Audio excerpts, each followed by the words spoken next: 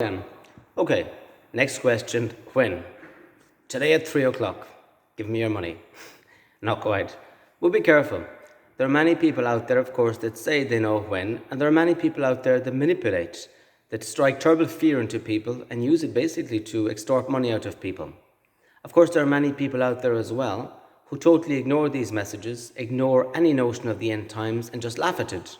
But usually these people also laugh at the notion that God even exists.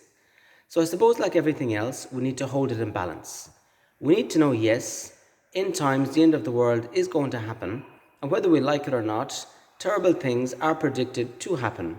But we must always think about this with the backdrop of the love and mercy of God. And like you said to Sister Faustina, if we have given our life to Jesus and are trusting in His mercy, then even if the worst disasters happened, we will be sheltered in His mercy, so we don't need to worry. And so the end times are of particular worry to people who haven't given their life to Jesus, people who refuse obstinately to believe, they refuse obstinately to correct or change their lives in any way. And it's those type of people who will receive basically the justice of God. And so that's why we should pray. When exactly it's going to happen, we don't know. But on the other hand, why should we wait? Why should we wait for a big, massive disaster to happen to give our life to Jesus? And of course we shouldn't, but unfortunately some people do.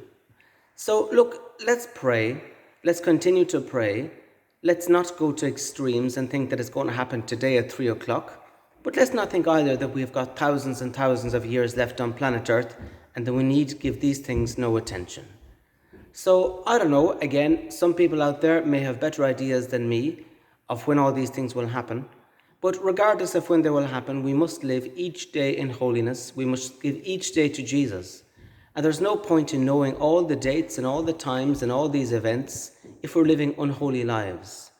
And similarly, if we're living a holy life and we already have dedicated our life to Jesus, well, regardless of whether the world ends tomorrow or whether it ends in 100 years' time or 1,000 years' time, it doesn't really matter. So my message is, regardless of when, where or what, live a life today as holy as you can, and God's mercy will protect you no matter what.